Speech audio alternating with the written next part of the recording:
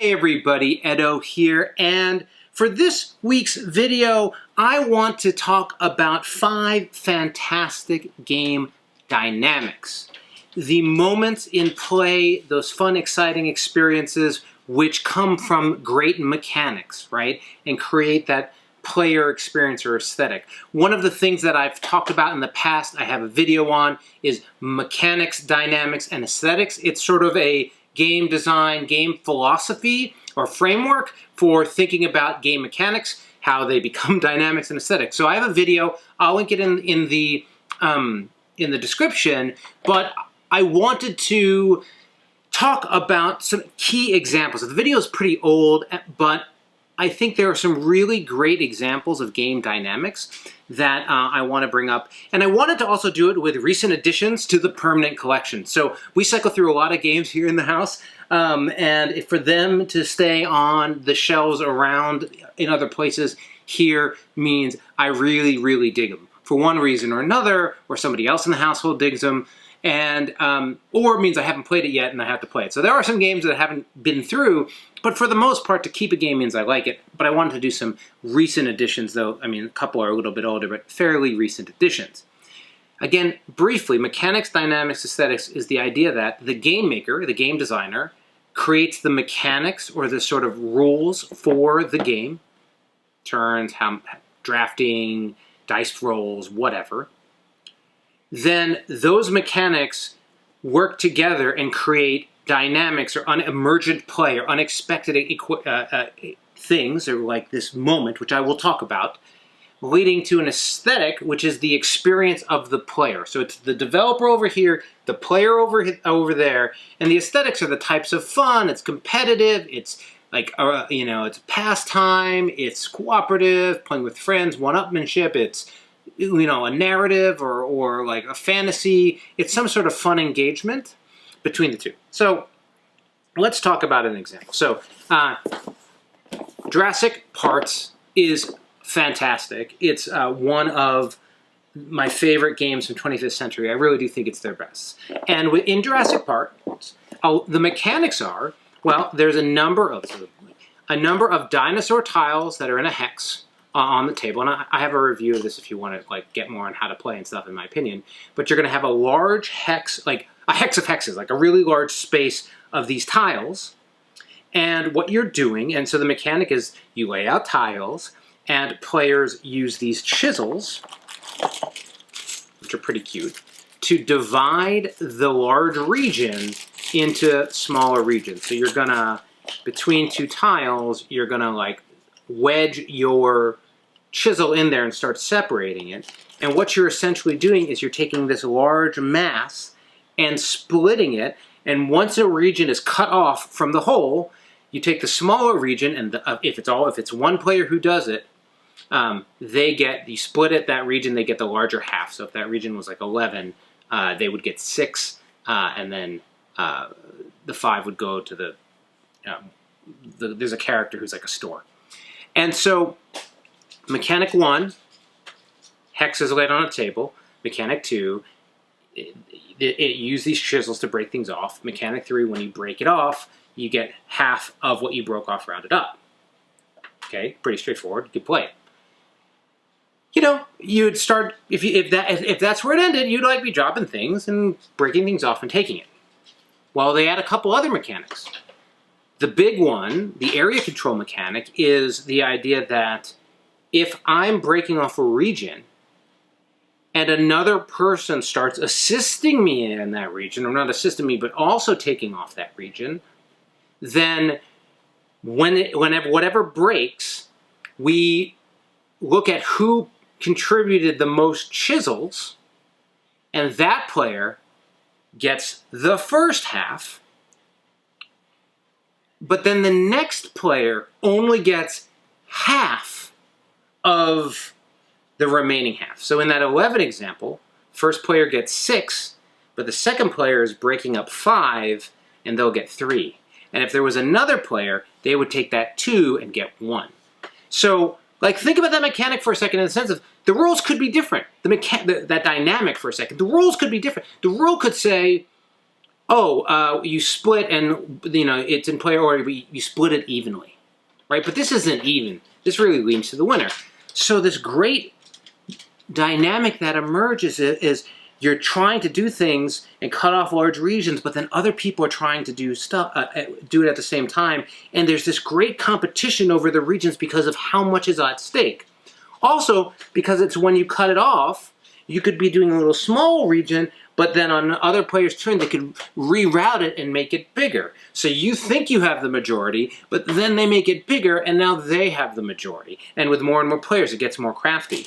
The game otherwise is simple. There's like some special abilities and exchanging, and you're like collecting these bones, and you're creating. It's like a little set collection where you want certain things, which also helps with this other dynamic. But the way, the tension, that dynamic, that experience around, oh no, like I might not have the majority more, and then I'm not going to get as much, and how do I keep it? And the bending of the line and the carving really, to me, embodies that. Like, the rules are one thing, but it's when the rules start interacting with each other, region, how much you get, splitting based on the amount of players, that's where it comes out, and it gives us this like competitive tension and the player experience from those moments. And the moments balloon up into like, oh, you did it, oh no!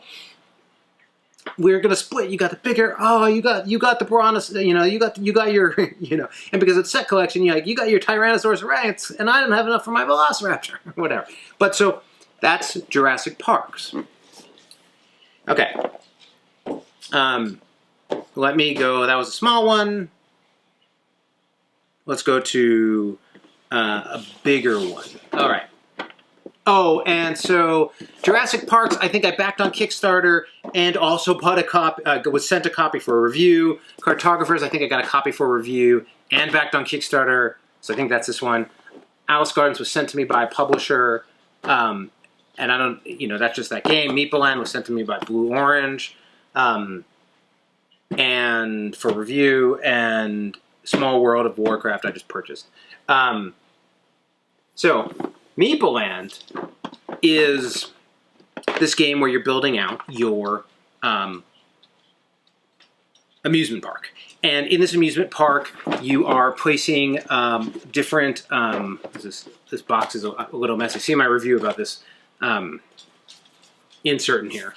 But you're building on grass, and you're building a variety of rides. And it's like a drafting, you have a tableau and people are just buying out of the store and competing over it.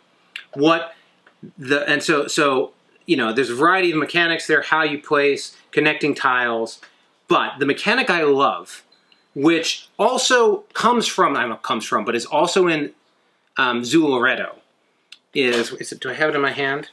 Is while everyone's going around and purchasing the venues and like different like rides and attractions and stuff. At the start of the round, you have a bunch of buses with meeples on them. Now I'm not going to take all the meeples, but based on the little diagram, I'm going to like literally put meeples. So this board is filled with visitors, and they're like hanging off on the side, and everyone's going. And then at any point on your turn, instead of taking your turn, you can stop and go get a bus.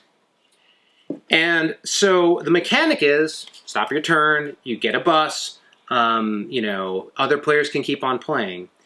But the dynamic that comes from that is so awesome is it creates this experience where you don't have a fixed number of turns per round, and there's this, do I stay or do I go? I want to call it push your luck, but it's not push your luck. It's reminiscent of it, but really because there's no luck involved, it's a decision. I guess other players, do you think other players are going to keep going? But like, hey, I see that thing I want over there. I really want yellow meeples. Do I keep on buying, or do I drop out early to make sure I get it? I guess it's push your luck a little bit. But do I make sure I get it? And it creates this really fantastic tension around, do I keep buying or do I go? And then for the other players, is he going to keep going? Is he going to stop? It creates this really nice dynamic around turns, which normally isn't there if everyone gets the same amount of turns, right? And it just plays well, and then if somebody goes out, other players just go quickly through their remaining turns. So somebody can be like, it's not like out of the game, but it really, to me, creates this nice tension and sense of decisions around, again, if I'm going to continue playing or not, which, it's just not in that many games. There are games that it's in. Zularetto is another great one. But I really like how it makes what would otherwise be sort of a static feel, everyone goes 5 times, go until you run out of something, blah, blah, blah, and turns it into like going out's a decision. And so it's the combination of those mechanics that make it such an interesting decision, including like how important different meeples are, making some meeples more valuable than other meeples, and different meeples fit on certain rides creates a sense of scarcity, and that also wrenches the dynamics of play. And so I really think that's fantastic. Okay, that was Meeple Land. We talked about Jurassic Parks. Let's go to these small ones. So let's talk about Cartographers. So in Cartographers, what you're doing is you are making your own fantasy map. Okay? And this is sort of a different direction. And in this fantasy map, you are going to, be flipping over cards, and then people all have to draw different tetrominoes or polymino, whatever they're called. And so, like, I need to put a T thing in there, or like a Z, or an else block, or whatever. And then you get to, sometimes you decide, sometimes you're not, but you're making like a river or a forest, and the different symbols represent like villages. And there's like, the cards have an example of what it is. But so here's the interesting one. This is like when you're under attack. Let me see a card with like, okay. So like, hey, this person needs to make an L, and they can either do it with whatever, or with like dirt or trees, because it's an orchard. So one of the incredible dynamics that emerges from here, and this is a little bit different, is you could have just been filling in regions on a sheet. And I don't, this might have started out as a map, it wasn't. But by making it a map and providing some diagramming of what it looks like, what comes out, I guess this is a little different, but I think it's still in the same category. The mechanic is draw a forest on a map. But the way it mixed together with fantasy and the simplicity of art is you see all of these people, young, old, not everybody, but many people who start creating really ornate and fun maps. Right? There's this opportunity for artistic expression, an aesthetic, the aesthetic of expression, having fun through creativity, that this allows for, because it's thematic, because it's a map, because it's simple regions, where I know where I'm doing it. Players start using colors, players start drawing, adding more things, and then outside of the game, people start sharing the art that was produced from this.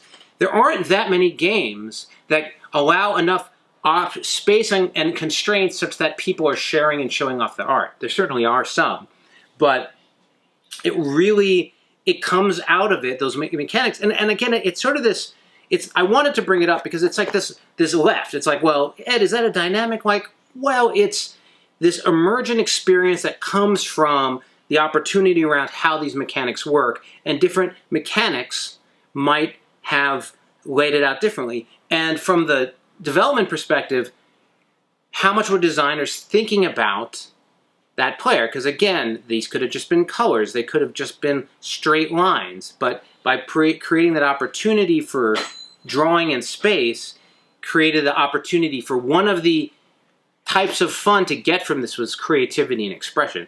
The other thing that's happening with these mechanics is you have limited space, you're trying to fit different shapes, you get shapes that force you to decide between, do I want it here or there, am I going to miss out? There are different objectives. There are all these other dynamics. Like, the game itself is fantastic, but I wanted to highlight that one because there aren't that many that fall into expression. I really like how it's done in the Great Dinosaur Rush, as you have some constraints about building dinosaurs, but you're using small pieces that, like, sort of like anyone can make a cool and interesting dinosaur out of like these building blocks, and you don't really need to be creative at all.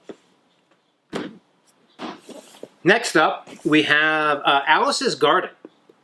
I think this is available in the States. It might not be. It was a company from Russia that sent me a copy, I assume because they're going to be in the States, but somebody was like, where do I get it? I'm like, I don't know. But in this game, it's another game with Tetris pieces or polynomial. Sorry, I'm just not remembering it. But basically, and there's some similarities between these games, but what you're going to be doing is you've got a very small grid, and you are filling this with different pieces. And these pieces have different types of things on them. It could have roses or trees or fungus or guards. It's based on Alice in Wonderland.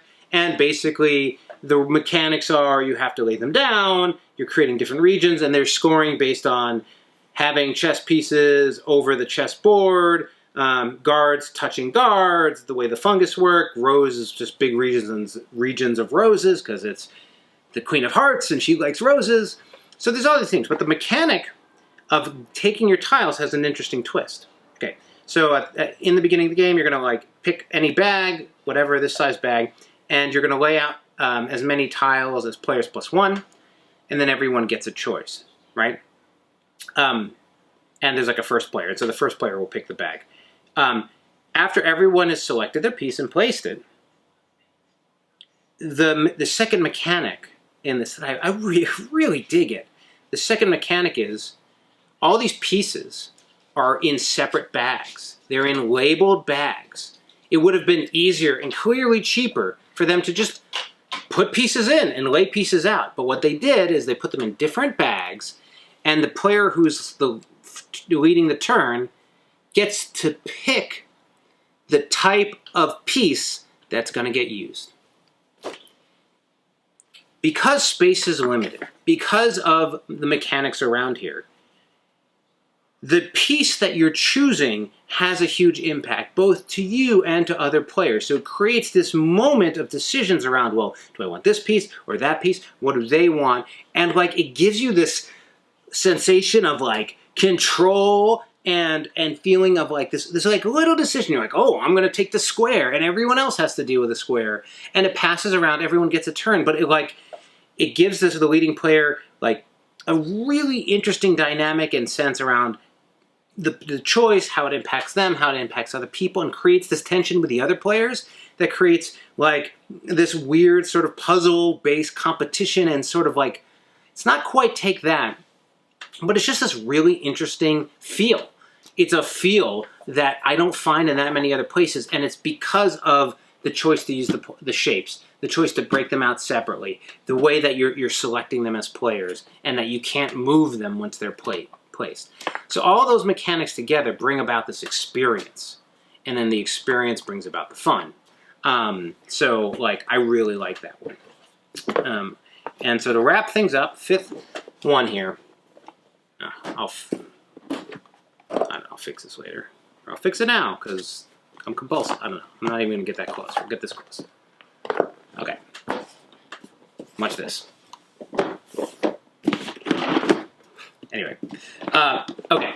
I'm cheating a little, right? Because, obviously, Small World... Okay, no, maybe not so obvious. If you didn't know, Small World of Warcraft is Small World with a Warcraft theme. And it's sort of the best of Small World edition. And I love Small World. I've spent hundreds of hours playing Small Worlds over the years, and it's one of my favorite games. I don't know exactly where it falls in the top 10. And in this game, it's an area control game. Think Risk. This one's a little weird because they have floating islands and stuff, but you've got regions, and you're going to be placing your dudes, which are square or little tiles, on these different regions, and on your turn, you move them, and if you have more than is in the region, you take it. And if it's the last place you roll a die, they have chance. There are all these interesting mechanics in here, but the one, and so this isn't a new one. I could have done this with the original Small World, but this is a new edition. The one that really stands out to me, and I love, is they created this idea of going in decline. So it's area control, as I mentioned, and there's a couple interesting mechanics here. One, there are many different races in the game, and they get paired up randomly with different abilities. And you see them in a row in a market, and on your turn at the start of the game, you get to pick one, and if you want to skip and go down, you have to pay a coin on each. But basically, there is a pretty wide power and impact and play around, hey, the mechanic is you select a race. This race is composed of the main race and the special ability. Those are randomly put together, and that tells you how many you're going to get and these abilities. And if you want lower ones, you have to pay to that kind of thing. So like if you want to sort of skip the line, you can. But the thing that makes it, and again, you're going to get, they have this great thing with the different tiles. These are the tiles to talk about. But they had this concept of in decline. And what in decline says is you're going through and you're taking over regions and your guys are getting killed. And at some point, either because you've expanded so much or you've had guys that have gotten killed, you like run out of people. In a lot of other games, you'll get people back, you buy more people, but you get people based on the regions you control.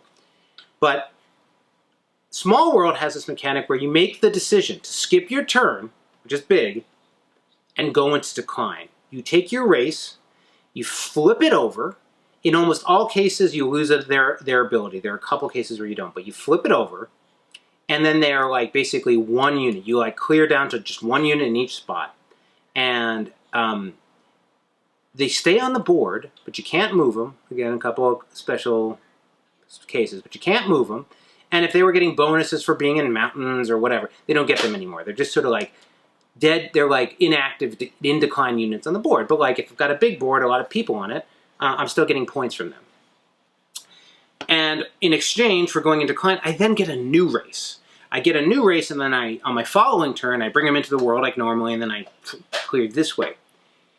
The amazing thing here, the dynamic around giving the player the ability to make this choice any turn they want.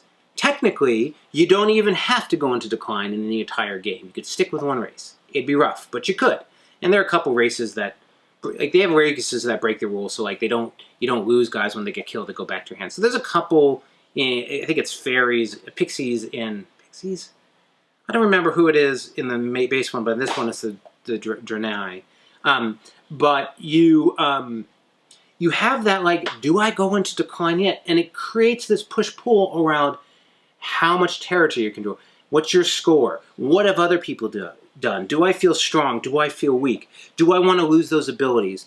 And like, it's just this wonderful melting pot of choices. Now, since for some people who don't like that much decision, it can slow you down, but it's just so cool. Like, I really feel like they just do such a great job of it, and like they're interesting characters and a pressure to go forward. And then, you know, sometimes people, because you can usually go into decline 2 times or 3 times in the same game, depending on how aggressive you are. Maybe you don't want to go into decline because then if you go into decline again, that original, the first decline race, they get wiped off. So if I had elves and they're still there, I think maybe it was the elves that didn't die. But anyway, if the elves are still there, yeah, it was. If the elves are still there, upside down, I might not go into decline because no one's taken them yet. So it then flips onto the other players. So these all stem from mechanics. I think that, and oftentimes when people talk about their favorite mechanics, they'll often talk about it this way. But the thing that you remember as a player isn't the written rule, typically. Isn't this? It's the 3-4 mechanics together that create this moment, this feeling, like this expression of play. There's like other great ones. I don't want to go through a ton of them, but Kinintia, with a lot of his card in Lost Cities or Battle Line, he does this great thing with just how many cards are in your hand, and like, do I want more options, or how much? Like, you can do it in the smallest moment. You can make this cool decision tree in your little hand. So it could just be a couple mechanics, 3 mechanics sitting on top of each other. In Herbaceous, just instead of drawing 2 cards and put one in the middle and put one in front of you, the little tweak, which is draw a card, see it, and decide, do I want it or not? And if I want it or not, the card I haven't seen does the other thing, creates a totally different experience, right? One creates this tension and this choice and this moment. The other one is just pick between 2 cards. And I think it's the dynamics of play that bring out the fun, the life, the experience. And thinking about designer and making these mechanics, to impact and make a player feel something is in the dynamics. That's what you're going for. Make somebody feel something. Anyway, these are all great games. There are plenty of other great games. Hope you enjoyed. Tell me which games, which dynamic. Tell me a dynamic you love. The game, maybe the baseline mechanics, and the dynamic. And then how you feel from it. I would love to read that in the comments. Anyway, thanks so much. Bye. Hey everybody, Edo here, and thanks for watching Gaming with Edo. Reviews over here on this playlist, League and Insider videos over here on this one. Subscribe, share, all that good stuff. But most importantly, play some great games. Thanks.